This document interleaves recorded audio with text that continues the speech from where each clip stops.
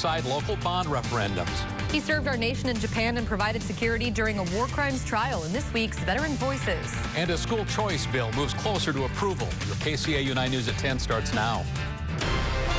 We are Siouxland proud. This is KCAU 9 News at 10. Good evening, and thanks for joining us this evening. I'm Tim Seaman. And I'm Sophie Erber. Siouxlanders went to the polls today as several special elections were being held all across the area. That's right. Voters deciding on issues from new jails, tax levies, and in Cherokee County, a major school project. And we have the results in our top story tonight at 10. The unofficial results for the Marcus Meriden Cleghorn Remsen Union school bond vote shows voters approving the first measure decidedly, and this would authorize tax levy rates to fund projects in the second and third questions that faced voters. They have also, in both of those, approved the measures, the $18 million plan for a new elementary school and updates to the high school, and a $2.1 million budget for a new daycare center, also being approved tonight. Voters also said yes today to the $20 million bond. That funding will go to make school improvements in the MMCRU school district. KCAU 9 News reporter Marina Bach talked with voters and shares reaction to the proposal. And take that down there and they'll get your ballot for you. A majority of the people walking into the Marcus Community Center to cast their ballot had an optimistic attitude. I think that this is a total positive for not only the school, but for the community as well. I think a good community starts with a strong school. Keeping kids here in the community is important. It's just kind of a grassroots economic development, I feel like, and it's important to get behind. The first of 3 ballot issues asked voters to authorize the district to raise the tax levy rate. The second question asked voters to specifically approve $18 million to fund a new elementary school and high school upgrades. We have a lot of issues with plumbing and heating in the elementary. It's basically a 70-year-old building and it's just worn out. And my experience in the building is that it is terrible. My water faucets are awful. I never have hot water. My heater, I literally have to hit it like a jukebox to make it work. It doesn't always work. The kids even know. The third question on the ballot asked voters to approve $2.1 million to fund a new daycare center. Of preschool kids to be taken care of here so that there's a better chance then that they will go to school here, and also make it better for our business community to attract employees. In fact, the big thrust behind the daycare comes from the business community. Voters inside the district say they're hopeful that these changes will bring long-term economic growth.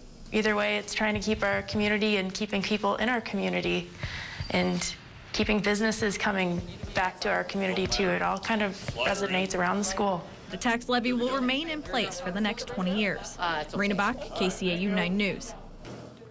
And there were several other special elections all around Siouxland today, including a big one in Monona County, where folks there were deciding on a future for a new jail. That facility would cost an average homeowner roughly $2.03 a month, or about $27 a year. That measure failed once several months ago. Tonight, we have not been provided the results, as officials in Monona County said it could be later tonight before those tallies are complete. Now, voters in Palo Alto County overwhelmingly approved plans to replace one of the oldest jails in the state of Iowa. Look at that, 87% voting yes on the more than $5 million project, just 12% saying no. And firefighters in Alton will be getting their facility upgraded. The $2 million measure blew past that 60% mark of required votes to pass. That project's being funded through local option sales tax and will provide additional safety and other updates to that fire facility. Voters have said no, however, in the Hinton Community School District.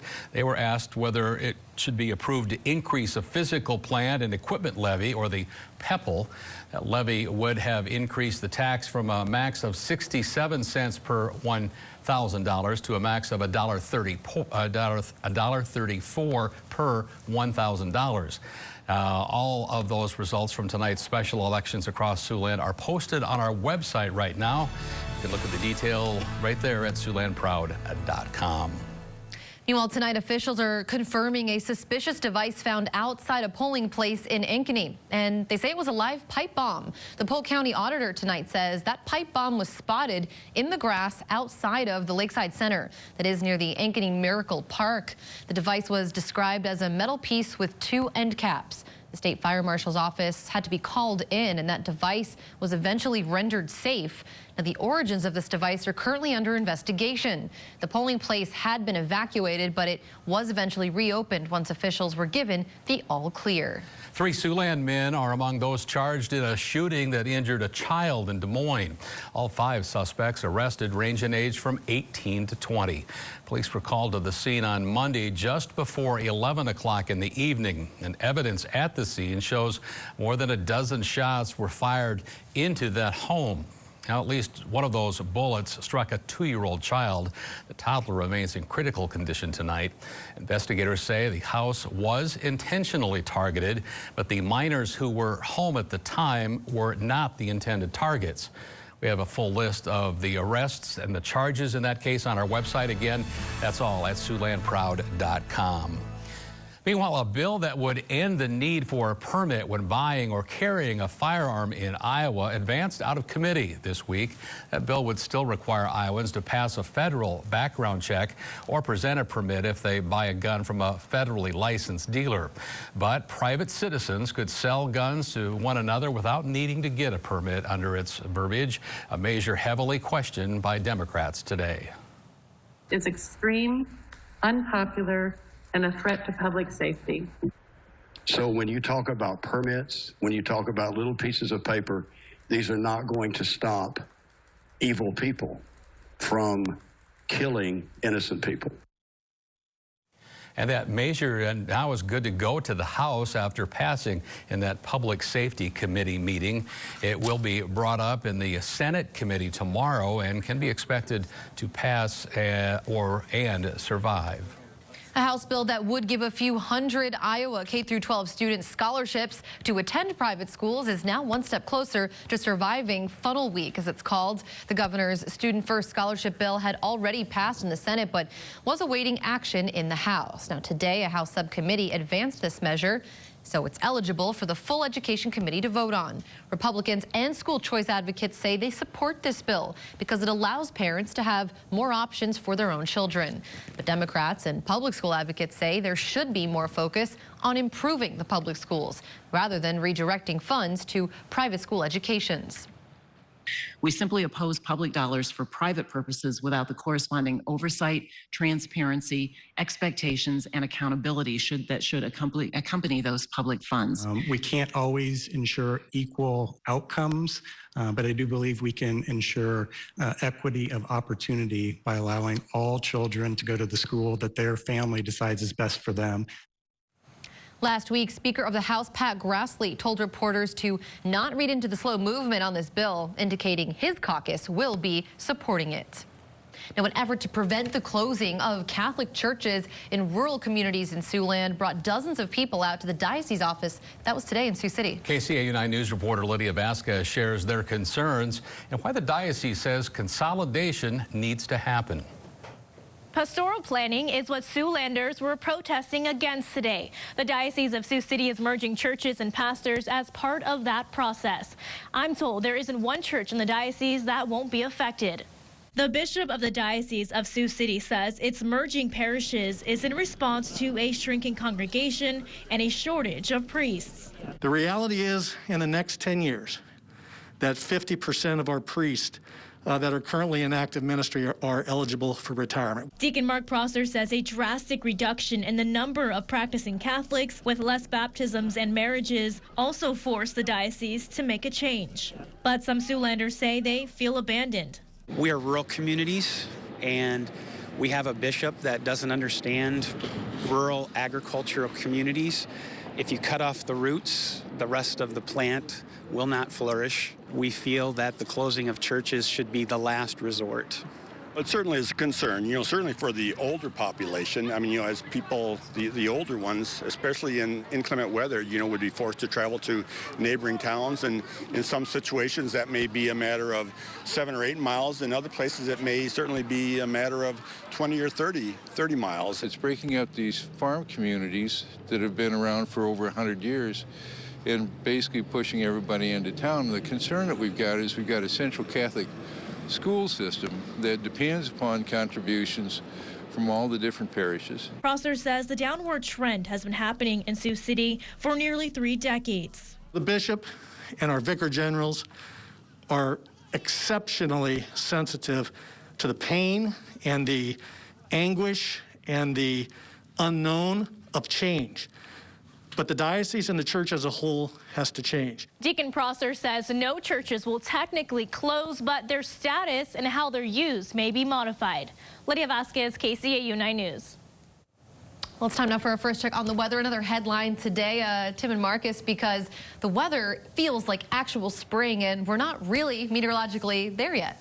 Well, that's right. We are going to see some warmer temperatures all week long. It was a very warm day today, and it does look like we are going to continue to see that here throughout the weekend ahead. The view outside from the KCAU 9 studio, brought to you by the Port Neal Welding Company, is showing quiet weather outside. We are seeing those clear skies out there, even though you can't tell on the camera. It is clear, and we are going to continue to see clear skies as we head into tomorrow morning. The almanac indicating a high of 58 degrees today here in Sioux City. The normal is 40 degrees, so we were 18 degrees above the normal today, so well above average here in Sioux City today. This morning, 26 degrees is where we began the day. 21 is the normal, so not too far off from that, only about 5 degrees there. But we warmed up a whole lot today, and it looks like we're going to continue to see those warm days here throughout the week, and we could even see temperatures in the lower 60s here in the coming days. Temperatures outside right now, they're right around freezing or just above throughout much of the area. 36 degrees in Sioux City, 33 in Wayne, Yankton at 45, as well as Norfolk, so much warmer there to the west. 32 degrees right now in Lamar's and Cherokee, 37 in Storm Lake, 34 in Spencer. So most of Siouxland experiencing temperatures very similar to each other. Normally it's much cooler in the east and much warmer. It is much warmer in the west, but eastern Siouxland pretty similar temperature-wise to central Siouxland.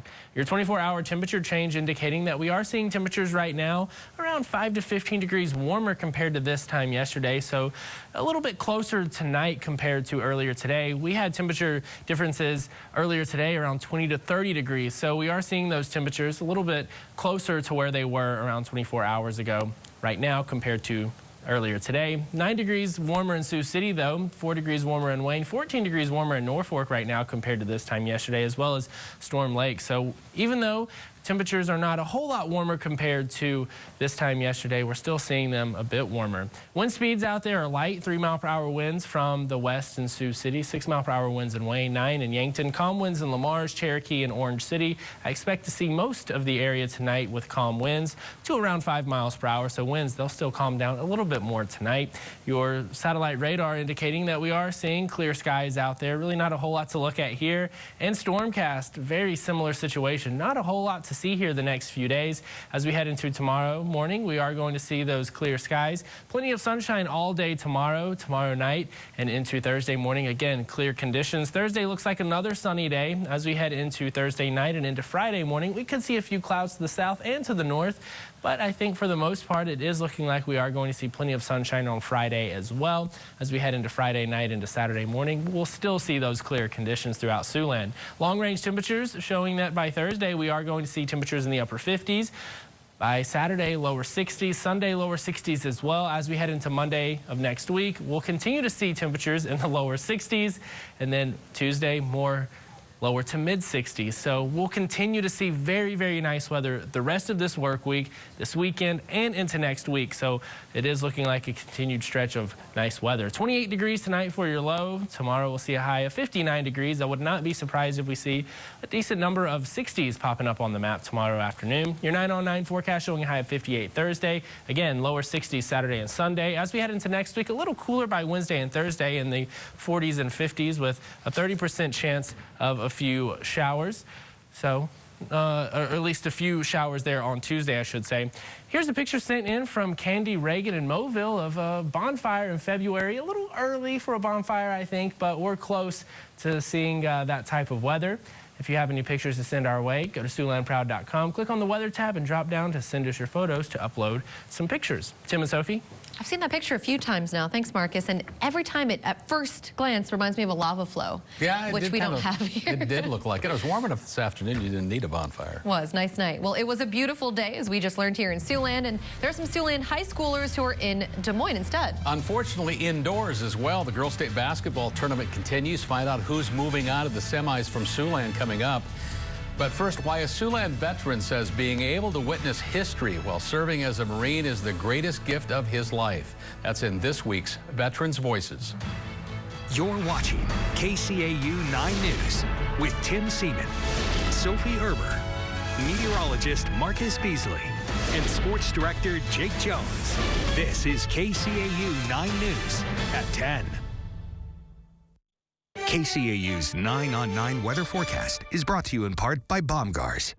Jim McDonald spent 2 years as a courtroom guard during the war crime trial of one of Japan's most notorious leaders. That's right, and KCAU 9 News reporter Mallory Smith spoke with McDonald about his journey in the United States Army in this week's edition of Veterans Voices. 92-year-old Jim McDonald was drafted into the Army at the age of 18. He says he wouldn't take back anything, that being a witness to history is one of the greatest gifts of his life.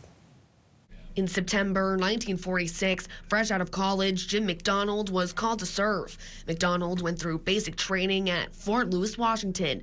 Months later, he and other soldiers boarded a ship for Tokyo. The bunks were 5 high, and no showers or nothing, you know. They had saltwater showers, but if you ever took a saltwater shower, you probably didn't want to do it again. People who were seasick and stuff, and it was just not a good environment to eat in. Among his duties, he guarded the Tokyo courtroom for the war crime trials of Hideki Tojo, a former Japanese prime minister some called a cold-blooded control freak. With the prisoners now, with the things, atrocities that we heard them talk about and stuff were unimaginable. I mean, they couldn't believe what those people did. The courtroom had strict rules for the soldiers. We'd stand at parade rest and have like this, and then about every 15 minutes,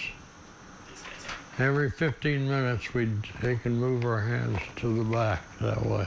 That's the only movement we could do. This is a thick wool uniform McDonald ironed and wore every day to every trial. There's pants. Tojo was Prime Minister of Japan during most of World War II. An Allied Forces tribunal found him guilty of war crimes that included the deaths of millions of civilians and prisoners of war. He was very quiet, and we couldn't talk to him because of the language situation, you know. We'd give them their cigarettes or whatever they wanted. Tojo was sentenced to death and executed for his crimes in late 1948. Around the same time, Jim McDonald left Tokyo. I wouldn't take anything for it now. I mean, it was a great time of my life. McDonald says he made lifelong friends during his time in the Army. He says they passed on over the years, but he's still here to share his stories and theirs. For Veterans Voices, Mallory Smith, KCAU 9 News. And make sure to watch for another edition of Veterans Voices coming up next Tuesday night. That's right. We thank them for their service. Well, basketball teams are working their way toward the coveted championship title. Jake has highlights from day 2 at the girls' tournament in Des Moines after the break. Siouxland teams are 3 for 3 so far at the Iowa Girls State Basketball Tournament. Exciting stuff. Will another Siouxland team be moving forward as well? KCAU 9 Sports Director Jake Jones joins us now from Des Moines. Jake? Tim and Sophie, after Cherokee, West Lyon, and Unity Christian all won their first-round quarterfinals in Class 3A, the pressure's kind of on in Class 2A for our lone representative, Rock Valley, who, well, they have their work cut out for them, taking on the #1 seed in Class 2A, Maquoketa Valley. This is the first time in 17 years that Rock Valley has been to the dance. First quarter, Lexi Van Kekerix was everywhere. The pull-up here helping them to a 6-0 start. Then going to the ATM, great banking hours. 10 points for her in the first as the Rockets go up 15-5. It was a 1-point game at half, though. Second half, Taya Tucker, the steal, takes it back the other way, and the Tide has... Before we go, Jake, of course, reporting a minute ago from the girls' state tournament after tonight, the pairings for the boys' state tournament here in Iowa are now set. Siouxland teams making that bracket: Sergeant Bluff Luton in Class 3A, Boyden Hull and Western Christian in 2A, and Remsen St. Mary's in Class 1A. So 4 boys teams locally in Iowa head to Des Moines in a week. Of course, the Nebraska teams are still getting ready to head to Lincoln as well. We have a lot to cheer for here in Siouxland, all the way out there in Des Moines, and I personally am cheering for this forecast because it doesn't seem like we have a bad day in this 9-on-9 forecast. Not at all. We're going to continue to see days like today, except without the wind here throughout the rest of the week. Plenty of sunshine expected here throughout Siouxland each day as well. It's just going to be a very quiet stretch of days as we head into the weekend. Tomorrow it looks like we'll reach up to near 60 degrees. And Wednesday, Thursday, Friday, Saturday, Sunday, Monday, Tuesday into next week, it looks like we're going to see weather very similar to what we'll see tomorrow. So it is going to be a very nice stretch of days. It does look like we might cool down by the end of next week, but that's a long way away from now. No complaints. It is. It's down the road. And with all the weather that we've been having, ice fishermen are getting the jitters because the season could be over sooner than they like. The warming weather making it a bit difficult, perhaps, in some places for the folks that want to get out on the ice. These guys are risky. Yesterday, an Illinois Fire Department spent part of their day rescuing those 2 men that were stranded on the river. The men were fishing on a sheet of ice when it broke off and started floating down the Rock River. Crews were able to use that raft to rescue the gentlemen, and thankfully no one was hurt, but I will say their pride had to have been hurt. I mean, also though, who goes out on the river in such beautiful spring-like weather? Yeah, they could have went fishing from the shore. They didn't have to get on the ice. They didn't have to. New meaning to catching the big one, as in the big iceberg. Oh, yeah. Well, thanks for joining us. We hope you have a great rest of your evening. And we'll see you again tomorrow. Good night.